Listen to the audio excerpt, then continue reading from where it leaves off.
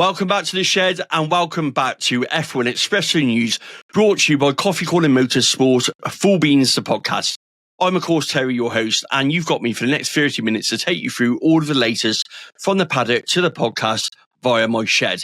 Now this week I've got a look back to Australia, a look forward to China and this weekend's upcoming Grand Prix that's of course being held in Shanghai. And sandwiched in between, we've got the latest news taken from my page. We're talking 2026 engine regulations, flexi-wings, we're talking Concorde agreement, Jack Doohan, and ESPN TV rights in Americas. Lots to get through. So do me a quick favour before we get started. One, grab your coffee. And secondly, if you haven't already, do me a favour, hit that like, that follow, that subscribe button, enable notifications, whatever is available to you on the platform you're listening to, because that will help me out immensely. And we ain't got time to sit and chat, so, well, we have, because that's your point in podcast, but you get me drift. Let's get into it. This is Formula 1 Expresso News.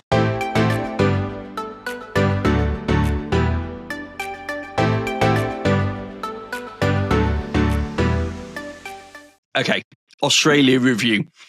Wow, where do I start? I mean, I thought long and hard about how to do a review video. I didn't know whether to do a separate podcast. I didn't know whether to do one at the beginning of the week. Bolt it onto this one.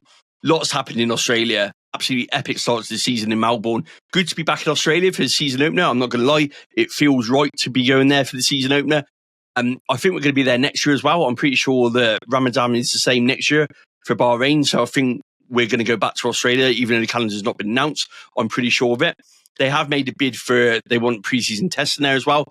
I don't think the FIA are going for that one at the moment, or Formula 1, but it would be interesting to see if we could do testing at Albert Park. But as it stands, I'm pretty sure we will see Melbourne return in 2026 as the season opener, which, of course, being the first competitive action of the new cars, we'll come on to that one in the Formula 1 Expresso news part, will be interesting. But let's dive all the way back to last weekend, and of course, Australia and round one of the 2025 Formula 1 World Championship. Now, I'm not going to go through these massively in depth. We've all seen the videos and the results by now. So I'm not going to sit here and talk times and stuff like that. So my idea is we're going to do quickly through this and then move on to the news. But we can't look past Lando Norris, P1, McLaren. McLaren looked in control the whole weekend. They had that front row lockout on qualifying. They looked comfortable. They looked like a team who had everything together. They had options in terms of setup. They looked dominant. If the safety car hadn't intervened on the race itself, yes, it was wet conditions, but those two McLarens were already building a massive margin and such. So for me, they are definitely a team to beat. Obviously, a lot of talk about China and flexi-wings, which again, we'll come on to into the news part. Will that clip their wings, which is what it's intended to do? It remains to be seen. But at the moment, they are certainly the team to beat, aren't they? They look comfortable. They look settled. Both drivers under contract for a long time now, and are the team to beat in 2025. Make absolutely no doubt about that. P2, Max Verstappen. If you said to Max at the beginning of the weekend that he'd get P2, I'm sure he probably would have bitten your hand off. We know Max likes to win. We know he's got that winning mentality. But with where Red Bull are, I think they would have taken P2 at the start of the weekend. Max drove really well, as always. He is the best driver on the grid. McLaren may have the best car and they may have two good drivers, but Red Bull certainly have the best driver currently on the Formula 1 grid. I don't think anyone else could drag that Red Bull to second as it currently is. And Helmut Marko and Christian Horner have been talking about upgrades in 3 or 4 race times. That kind of fits with the Miami sort of vibe we saw last year, with obviously McLaren bringing upgrades for that. So I'm expecting to see a step change out of the RB21. They're going to need it, if I'm honest. They're going to struggle. You know, the rain was a great equaliser here, plus what happened to obviously Oscar, which we'll come on to.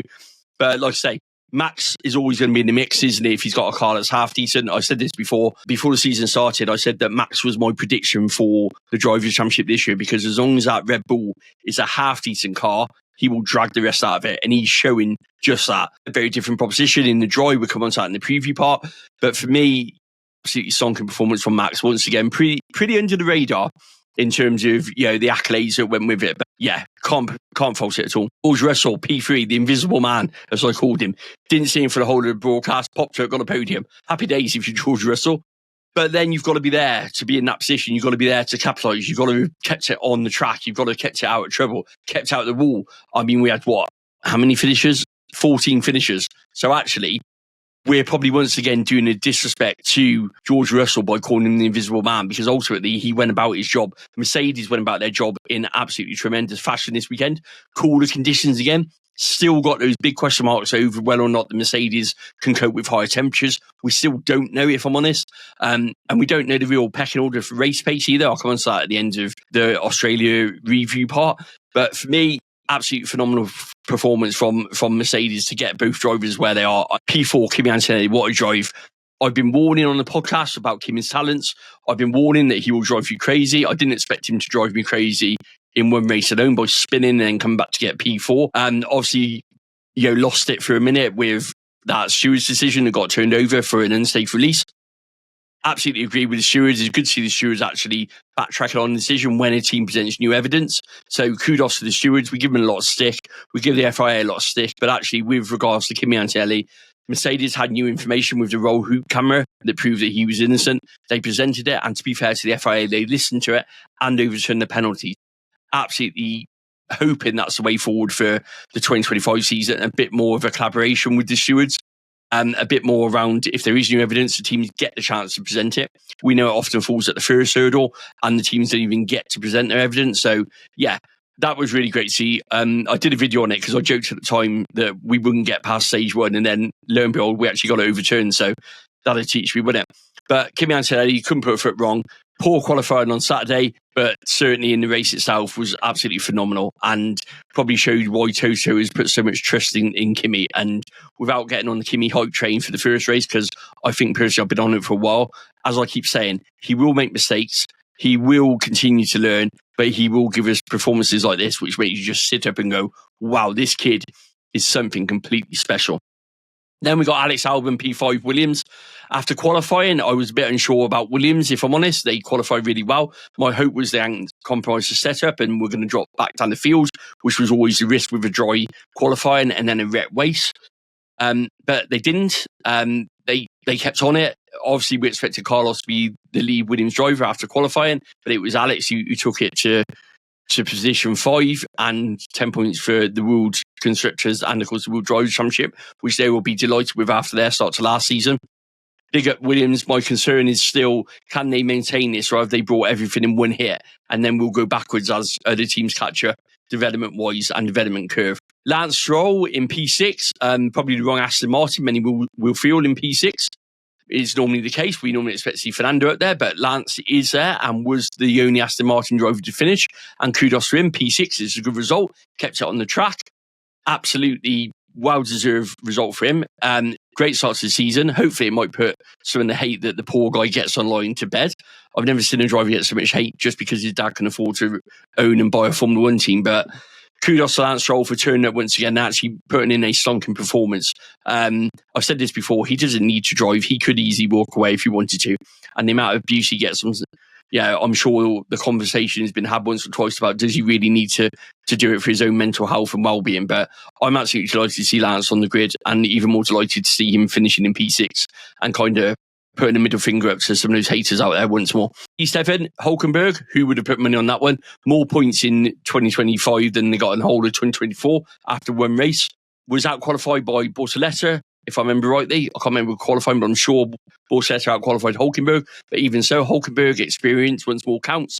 I said that I felt that Haas would miss his experience, and it's evident they did from their performance as well this weekend. But for Sauber, they made some changes to the car after testing. They found the route they wanted to go down. They made those changes.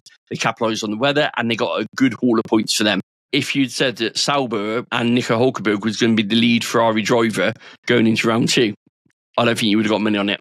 Talk about Ferrari drivers. How can we not talk about Charles Leclerc P8 and let's do Lewis Hamilton in one big hit in P10? I mean, what a disaster for them.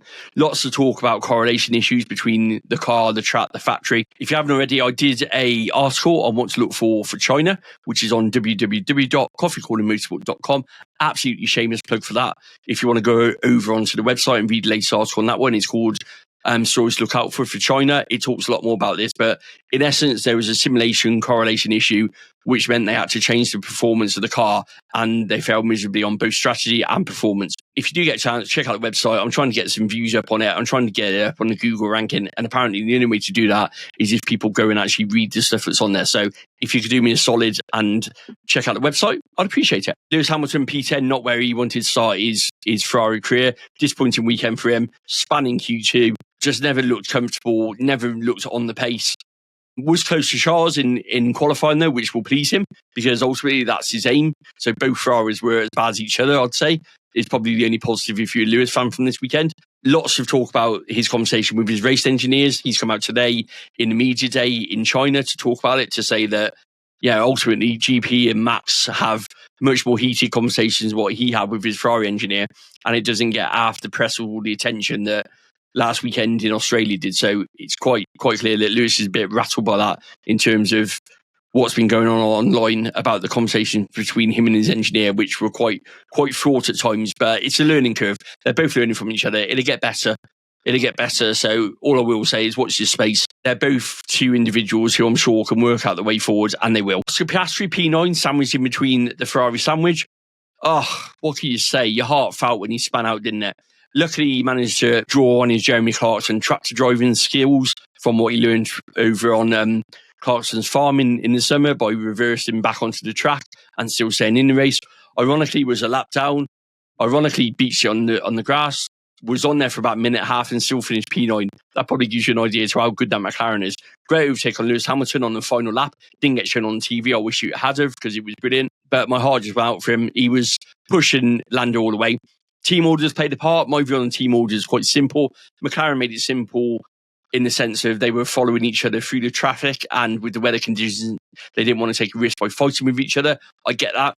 The TV delay made it sound worse, if I'm honest. So when you went back and listened to it as a live broadcast, it was literally as they were going through the traffic. And then as soon as they cleared the traffic, they were free to race. The TV feed delayed it and made it look worse. And that's why a lot of the criticism online you're probably seeing about McLaren team orders comes into play, because people don't understand, or they just don't grasp the fact that the ones you hear on the main TV feed aren't always live. In fact, far from it, they're never live. But yeah, sensible orders from McLaren, and gutted for Oscar, but glad he recovered to get a couple of points. But he needs a big weekend in China, because he can't afford for Lando to be this all-encompassing team leader with a big gap over him, because we know McLaren will prioritise that as the season goes on. So Oscar really needs a big performance in China this weekend and hopefully get back on the board and get close to Lando once more. And then we've got Pierre Gasly, P11. Alpine kind of went about their business. They were a bit unlucky in the sense of just missing out on the points, but I've said they are in a better position than what they were last year. Are they P11 team? This probably feels about right for where they are. So Gasly once again drove a solid race. I mean, deserves a better car and, you know, a higher seat in terms of being at the grid. Always gutted that Pierre didn't get the opportunity he deserved at Red Bull. I think he would have been an absolutely great fit to push Max, if I'm honest. But I'm hoping that either Alpine can get it right, and with obviously the new engine in 2026, hopefully give him a car that's competitive, or likewise, a top team comes calling for Pierre Gasly, and we start to see this potential that he's clearly got being harnessed and go on to more race wins and more podiums for him, because he's certainly got the potential. Tsunoda in P12. Well, it wasn't disappointing qualifying. It was a disappointing race, I'd say. Great qualifying for Yuki, sorry. Disappointing race for Yuki. Cool, that's the right way around. Blimey, what am I doing today? Yeah, so Yuki had a great qualifying, a great answer to obviously the Red Bull problems that we saw over the winter in terms of him being overlooked for it. Had a bit of a disappointing race, to be honest, but I don't think the VCARB looked competitive. Again, I'd say about P12 is probably about where I expect them to be. It's going to be a long season, I feel, for VCARB. Again, he did well to keep it on the track. He did well to make sure that he wasn't caught up in anything. Drove a solid race, and I don't think the car would have put him in a better position, if I'm honest. I think he got the most out of what he could, is what I'm trying to say on that one. Then we got Haas, P13, P14, the last of the finishers. Troublesome weekend for them. Their long race pace has disappeared after testing. They didn't really try it in testing. That's a rookie error. They probably should have. Not a lot you can say. Obviously, Ollie Behrman had a nightmare weekend, going off a couple of times, not really getting the data they probably needed as well. Esteban Ocon settling into the team, 2 new drivers, a car that wasn't up to scratch. It's just that they want to hit the reset, start again from China, because ultimately Australia is just something they want to forget and just start again. Then we come to the non-finishers. So we've got Liam Lawson, obviously span out. Bortoletto spun out. Alonso on the back of some gravel, I believe, from Pierre Gasly. Turn 6 got caught up where he got caught up with George last year. He got caught up himself this year. Called for some changes being made to the corner. I think this is on the back of the changes they'd already made on the back of George's accident last year, if you're still with me. The gravel played a part on it. He was desperately unlucky. But yeah, Alonso not classified. Sainz not classified. That was the collective when that happened alongside Jack Doohan. I mean, we'll come on to Jack Doohan in the Formula 1 Expresso news part. But yeah, Jack Doohan himself didn't do any favours. Obviously, home race, he's going to be desperately gutted. Needs a big result in China, probably more so than anybody on the Formula 1 grid, I'd say, with the spectre of Franco Colapinto standing over him. Probably, getting his already sized up seat ready, his number ready, his overalls ready, everything, his helmet ready, stood by his car waiting to yank him out of that seat and take it. Doohan needs a big performance this weekend in China, or he's going to be heading into a world of trouble as the Formula 1 circus rolls into round 3 in Japan, isn't he? And then, of course, Isaac Hadjar, what can you say, went out on the way to the grid. I mean, Marco made himself even more of a muppet than normal with the comments he made about it being embarrassing. Yes, it was embarrassing. It was embarrassing for Isaac, but it was embarrassing in the sense that Marco was trying to make out it was an unfortunate incident with a rookie getting caught up on white painted lines on a wet track on the way to his first Formula 1 grid. Dada the paddock has to go to obviously Anthony Hamilton, found out where he was, went and comforted him. One of the best scenes I've seen in a long time of that picture of obviously Anthony walking down the paddock, finding Isaac, giving him a hug and just basically explaining that it's okay. He's clearly had to do that with Lewis over time, and it's clearly something that is second nature to him and just epitomised what should happen. I mean, Helmut Marko can find a good Formula 1 driver, but in terms of looking after those drivers, there's a lot of question marks on that one, and I certainly don't agree with a lot of the comments he makes, whereas Hamilton showed us probably what Red Bull and Helmut Marko should have been doing, which is look after him, put their arm around him. Christian did a bit of damage limitation, saying how much he felt for Isaac and kind of going against Helmut Marko. But it came well after the race. It came well after all the videos had been out, after Helmut Marko's comments had gone. So I'm taking that one with a pinch of salt. He didn't do anything at the time, which is when he probably should have. VCARB have been very supportive of Hadjar. I think at the moment a lack of reserve will help him.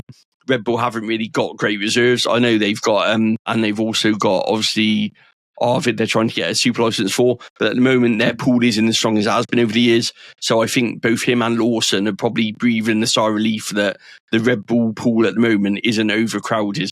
It's just got a couple of swimmers in the slow lane at the moment getting ready to take a Formula 1 seat. So yeah, that's really it for Australia. Points to take out from that, as I said, no really real way of knowing. We don't know the pecking order because we didn't get any dry running, so that's really hard to find where the pecking order is. Hopefully after China, it's supposed to be a dry weekend. I've got a preview at the end of this, so I'm not going to go into it too much, but hopefully by the end of China, we get a good idea over what's going on with the pecking order before we head into Japan, and we can see exactly who's got it right and who hasn't. But we're starting to get an idea. The top 4 teams are going to be in amongst it again. Williams looks like they might be the best of the rest, and maybe it'd be Hasnot Sauber towards the back ends. Apologies if you listen, Henry, because I know you do, but it could be a long season, buddy. And right, with that, that's like 20 minutes gone. Wow. Formula 1 Espresso news. Let's go into flexi-wings. So, flexi-wings. I'm not going to do too much on this because I've done many videos on it during the course of the week, but ultimately, we have a new flexi-wing directive for this weekend and for the rest of the season, and that's to do with the gaps on the rear wings. So not the mini DRS as such that was there before. There's 2 little gaps which are on the tips. I'm using my fingers which to talk about where I mean, which won't be no good if you're listening on the podcast at home. If you're watching the video, it might make sense, but yeah. But anyway, back to the rule change. So at the moment, you can only mark them under static load tests. So basically, the FIA put a 75 kilogram weight on. They look how much the flex is, and you're allowed 2 millimeters of flex to make sure that it's legal. All rear wings will flex. Yeah, it's the part that shouldn't flex, but they have to flex because otherwise they just snap and break. So all rear wings flex. Now, the FIA have been putting these target dots on the rear wing. They've also been putting HD cameras on there, and they've been tracking the movement. Now, they can't monitor that movement in terms of actual measurement. They can do guesswork on it, and they've got a good idea. The teams they reckon it's affected are Aston Martin. They reckon it's Alpine. There's talk today that it's Ferrari and McLaren as well are the 4 teams that are affected by it. There was early talk that it was Sauber and Mercedes, but according to the race, it's not those. It's those 4 teams. So it's Aston Martin, it's Alpine, it's Ferrari, and it's McLaren who's going to have a problem with this. Now, when the FIA reviewed the footage with those cameras, which were used in free practice in Australia, they decided that there's too much flexing going on and they want to clamp back down on it. Now, this is different to that front wing flexing that's going to come into play from the Spanish Grand Prix onwards. This is purely for the rear wing. And what they've done is they haven't changed the rules as such. What they've done is they've changed the parameters of the test. So it is changing the rules, but without rewriting anything. As it currently stands, like I said, you apply the load on a static load test and you're allowed a 2mm tolerance for the flexing of the wing. They've now dropped that down to 0.5mm with immediate effect. So it is a big drop. It doesn't sound a big drop, but in Formula 1 terms, 1.5mm is a big drop. Now, because the teams are on a back-to-back weekend in terms of races and they haven't had a chance to go back to the factory, and because this rule was completely put in at last minute, they're giving the teams a tolerance of 0.25mm for this weekend only. So effectively, what it means is you've got to go from 2mm tolerance down to 0.75mm for this weekend, and then it's going to be down to 0.5mm. That is where we are with it. They're the teams who is looking at affecting. It's aimed to level the playing field, aimed to pin back McLaren. This isn't a get at McLaren. This is purely what happens in Formula 1. The team at the top get their wings clipped to make competitive racing. And that's exactly what happened. All of your competitors will scream and shout and they will call you a cheat. That's the way it works. Whoever's at the top, it's not a McLaren thing. It's just the trappings and the joy that go along with being the Formula 1 and Constructors' Championship. Will it make a difference? McLaren are saying no. The truth's going to be on the track, isn't it? We don't know until we see the cars going around and see what effect it's got on those 4 teams especially. So stay tuned for that one to see exactly, is this the equaliser? There is some talk that actually it's not going to make a lot of difference, and the FIA have just put it in there to make it look like they're doing something and to shut the teams up. So I'm really interested to see how this plays out, because I'm with that way of thinking. I believe this could be a smooth screen to say, look, we've done something about it, but nothing's really happened. Right, what next? Jack Doohan. So Jack Doohan, we've had Alpine boss Oliver Oakes admitting they haven't helped Jack Doohan's situation. As I said, we know that Jack's under pressure. He's been under pressure since day dot. Oliver Oakes is playing good cop. Flavio Briatore is playing bad cop. You've only got to look at Drive to Survive, where you sat there and saw Flavio Briatore and thought you were in an episode of The Sopranos with all the music that was going on. Ultimately, Oliver Oakes is playing good cop to the press, saying that they haven't helped Jack by heaping his pressure on him. They've got a lot of reserve drivers. A lot of reserve drivers, and that actually they haven't quite been fair to him. It's not going to change the situation, though. I get why they're doing it. They're doing it to save face.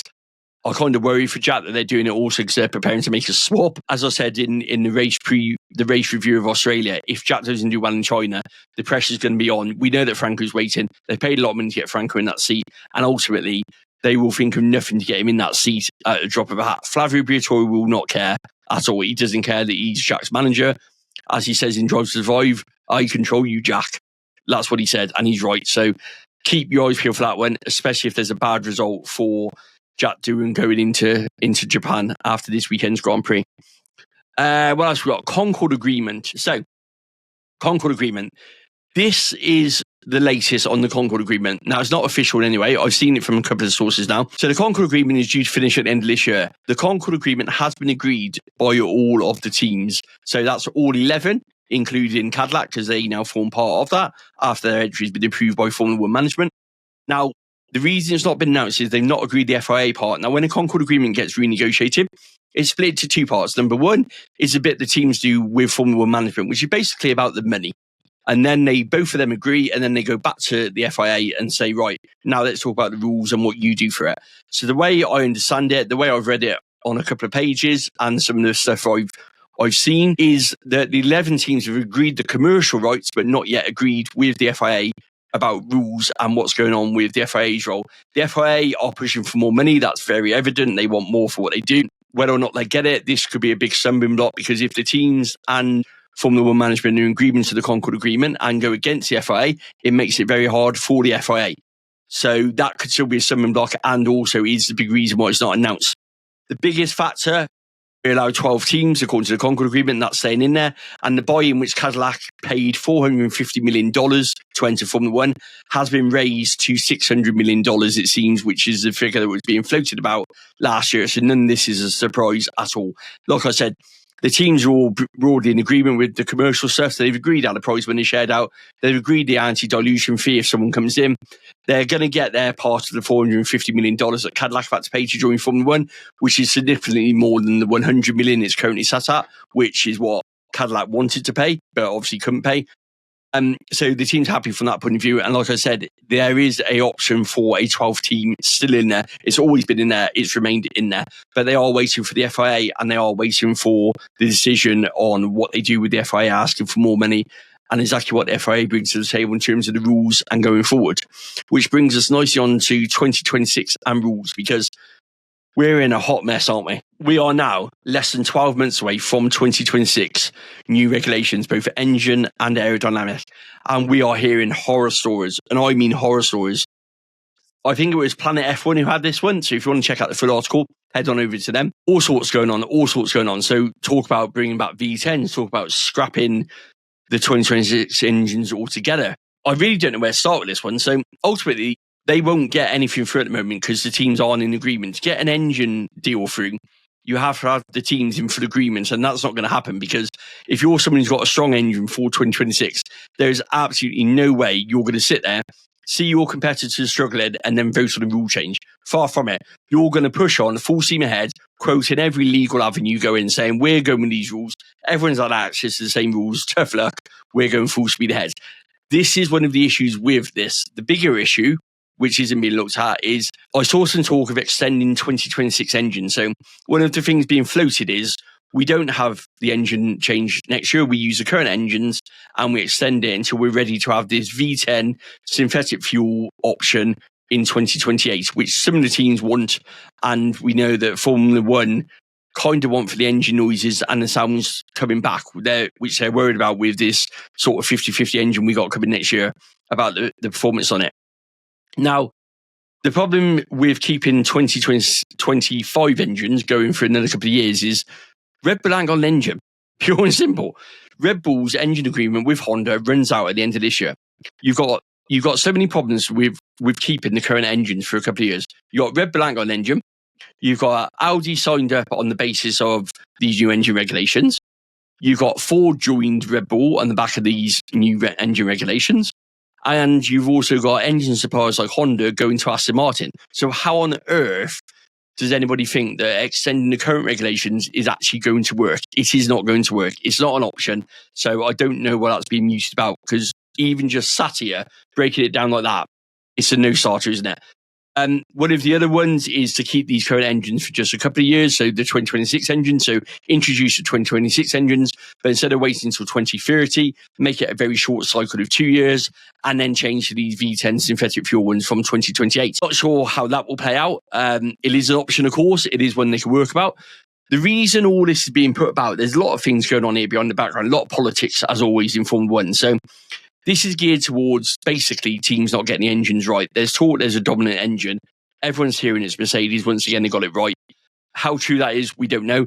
But the talk is Mercedes got the engines right, and everyone believes they're going to dominate. So if you're a team like Honda, who openly come out and said we're struggling, or a team like Audi, who've never had a Formula One engine, or Red Bull and Ford, who are not sure where their stacks up, you're going to be voting on changing the regulations, either extending the current ones or bringing in V10s at an earlier date, because you've messed up with the engines.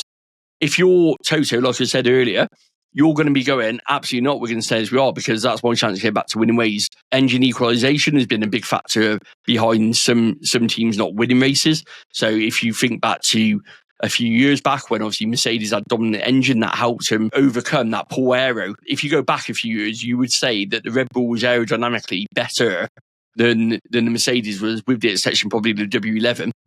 So, but what Mercedes lacked in air, and they made up in pure horsepower and engine mode, didn't they? So, and we also know that Red Bull went for that phase of the Renault engines, which completely killed off their championship hopes. So you can see why the teams believe engines are massively important. And with the cap lifted, with the ban lifted, they can then literally see a return to dominance for a team, namely Mercedes, or the Mercedes-powered customer teams, which of course have got Alpine and of course got Williams. And it's not Aston Martin. I've got a complete mind blank. I can't remember. That's it. McLaren. Blimey, that took a while. McLaren and the other customer team for Mercedes. Blimey, could have done in the podcast while I was waiting for the old grey matter to kick on that one. So yeah, so Mercedes want to press on. Those customer teams want to press on as well, because they know they're going to have access to the best engine. The other teams are against it and want to do a change. The FIA want to bring back V10s because they think it's great. The teams want V10s because the current 2026 engines don't relate to customer road cars. Now, that might sound really strange because why would Formula 1 teams want it to relate to customer road cars? Because of money. Ultimately, at the moment, when they're developing their engines, if they are attributing it to a road car development, they can use the road car development to test things, and they can also use the road car to manage their cost cap by moving stuff to that development, and therefore losing some money in the cost cap, which is much needed. That's why the teams want the engines to be more about road cars, because they've done it for this year. They've done it over the past couple of years since the cost cap was introduced, but they can't do it as much going forward in 2026, which is actually going to put a big drain on cost cap resources because they will have to attribute everything to the Formula 1 teams and not pass some of it off to the engine development side, which is what they currently do, both staff wages, materials, and budget itself. So that's why that one's going on. V10, obviously return to V10 synthetic fuels is a lot cheaper than what the current proposal is for 2026. Or they're even talking about that some of the teams are pressing for a V8 synthetic fuel option, which is similar to that, which would be even cheaper and would allow the FIA to get more engine suppliers in, which would then break the stranglehold that Mercedes basically have on the market in terms of engine supply. That's the other reason behind it, which kind of feels like some people are saying that Mohammed Ben Sulayem might have promised Cadillac that, and that would then allow them to introduce these new engines from 2028, which is, of course, when Cadillac are due to introduce theirs after taking their Ferrari power. So as you can see, it's all a hot mess of politics with no real clear answer on this one, with less than a year to the launch of the new 2026 cars and engines. So yeah, I'm really intrigued to see where this one goes, because you're not going to get a full agreement. So something's going to have to be forced through on this one against the team's rules. And like I said, if you're Red Bull, you're going to be looking a bit nervous because one, Ford may pull the plug, and secondly, you may not have an engine if you're going to carry the engines on, or you may lose that backup in terms of maintaining that engine, which would be disastrous. So all cards on the table. Let's see exactly what happens with this one, but I'm not convinced anything will. I think we'll go live with it, and maybe that 2028 changeover will happen from 2030. That's probably at the moment my sort of best stab in the dark at it is what's going to happen with it. And with that in mind, we're going to come on to, finally, we're going to come on to ESPN TV rights. So currently it's $90 million for ESPN for the TV rights in America for Formula 1. They only average just over 1 million viewers. It's not their biggest contract in terms of viewership, but Formula 1 are now asking for between $160 and $180 million for the rights. Now, that's almost double. That's a big jump. ESPN are out, apparently. The IndyCar Fox contract, in comparison, is worth $20 million. That gives you an idea of how much Formula 1 are asking for. There's talk it might go to a streaming service, so Netflix might get it. Amazon are also looking at it. I don't know what's going to happen with it. I don't know. I know there's been expansion on Formula 1 TV. Maybe that's, to recognise that they're having problems with the TV contracts, and that actually their answer is to go through F1 TV viewership with obviously 4K multi-viewer that they've got released for anyone apart from the UK who's stuck with Sky. Even though we'd like the option, can we just have the option? I appreciate that people might want to stay with Sky, but some of us want 4K from TV and multi-viewer without running it through a VPN, please. So if anyone is listening, can we just change the deal? But on a serious note, it's a lot of money. I'm not sure who's going to have the money for it. Obviously got a good relationship with the production team at Netflix with Drive to Survive, so that puts probably them in pole position for it. But ultimately, it's going to come down to who's willing to pay somewhere near that $160, $180 million mark that's on there. So again, I'm intrigued to see who's going to get it and where it's going to go. But it's certainly, by looks of it, won't be ESPN. And that is, I think, your whistle-stop roundup of Formula 1 Expresso news. So I have got a quick China preview for you, which should be coming up right now. Here we are once again. It's that time of the week. This is your China Grand Prix preview. We've got a track length of 5.45 kilometres, race distance of 305.066 kilometres, 56 laps, 16 corners, 2 DRS zones. We got a slight change to the DRS on last year. The first zone in 2025 will be 75 metres longer, hopefully providing more opportunities to overtake. A pit stop in China is around 24 seconds with a 1 or 2 stop the race strategy. Pirelli have brought with them the C2, the C3 and the C4 compound tyres, and a safety car has a 56% chance of being called into action. We are, of course, into the first of the sprint weekend. weekends, which does mean a change to the run order. On Friday, we've got free practice 1, the introduction of part firme, ready for sprint qualifying on Friday afternoon. We've then got the sprint race itself on Saturday, the lift and the part firme, which allows the teams, of course, to make changes before part firme returns for qualifying on Saturday afternoon and the race itself on Sunday. Now that brings us on to the all-important weather. Currently for Friday and free practice 1 and sprint qualifying, the weather is sunny, light breeze with gusts of up to 40 kilometres an hour. Free practice 1 has got 24 degrees Celsius. Qualifying for the sprint race has got 23 degrees Celsius. A 0% chance of rain is expected. Saturday and the sprint race and, of course, race qualifying, we have the same kind of weather, sunny with a gentle breeze, gusts of up to 35 to 40 kilometres per hour, but mainly in the evening.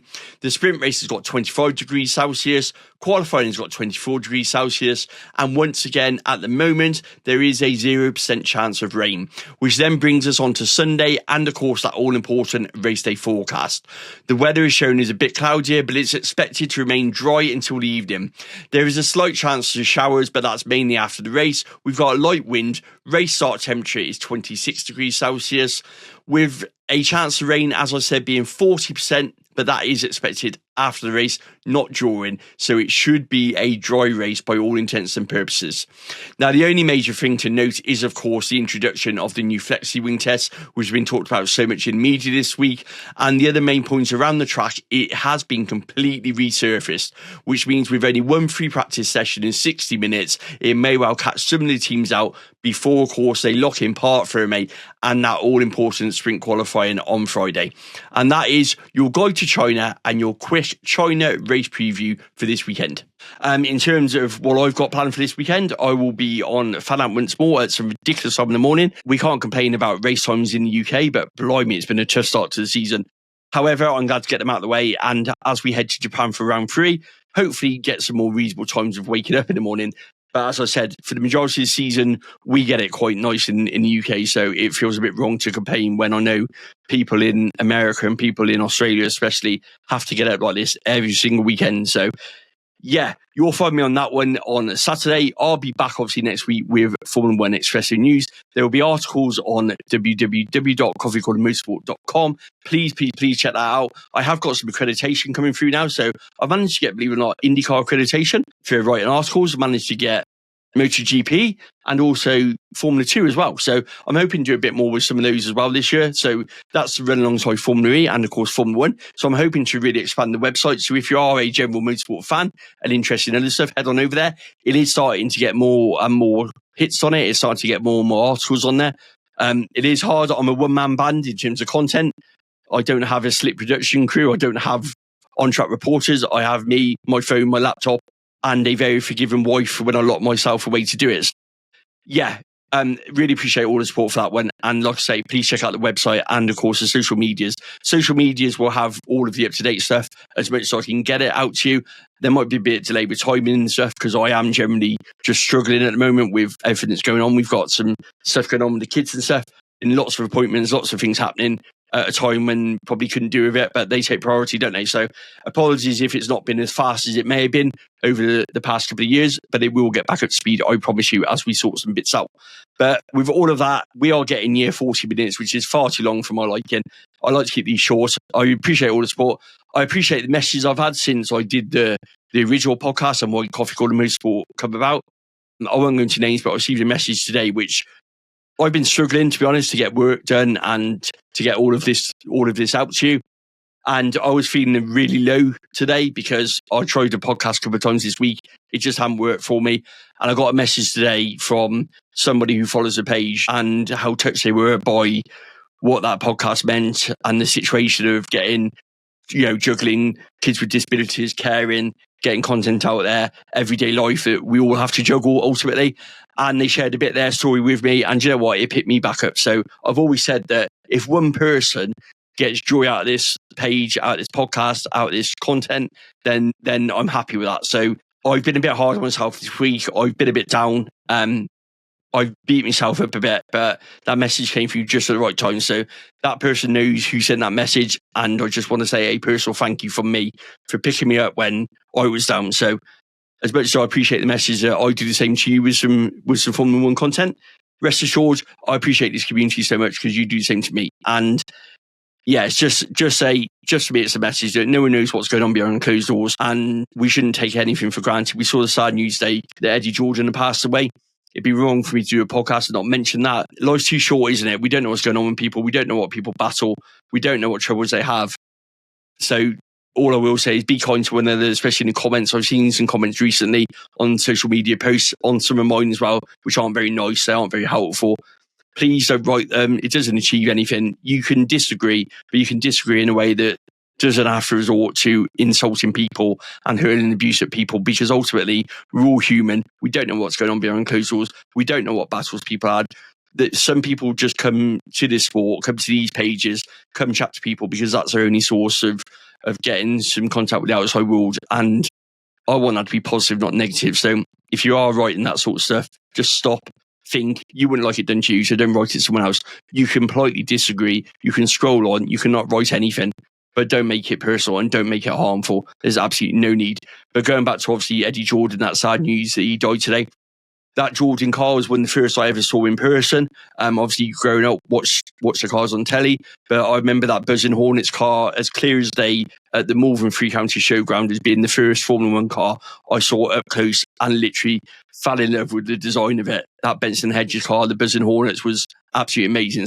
You know, fortunately to Eddie and his family, we knew he was ill, but it's a sad loss to the Formula One community, that's for sure. Eddie was one of those figures who could never be replaced. He was one of a kind. He was an absolute inspiration of just how he got to Formula One, his battles that he had in Formula One, and then subsequently his battles later on in life as well, dealing with what he did. Obviously a major part with Adrian Newey going to Aston Martin as well. I'm sure Adrian's going to be feeling that loss as much as anybody today. Lots and lots of, great tributes from Formula One, from the teams, all over social media. Obviously, you look at Aston Martin, wouldn't be where they are today without what Eddie Jordan did. That factory that stands on that old Jordan site now is probably a fitting memorial to him. And I really hope that Formula One and certainly the teams like Aston Martin can do something to honour the legacy that is Eddie Jordan. One of the first real driver managers, one of the first people who gave so many Formula One stars their opportunity, and like I say, is a massive loss to the Formula One community. So rest easy, Eddie. And yeah, says with lots of Sir Frank Williams, Eddie Jordan up there, in down. Wonder what they think of what's going on currently. But yeah, that's all from me this week. Thank you very much, as always, for tuning in. You've been listening to me, Terry. This is, of course, Coffee Corner Motorsport Full Beans podcast. And this is F1 Expresso News. Like I said, like, share, follow, alert, notifications. Make sure you do all those bits. Catch you all next week. Have a good race weekend.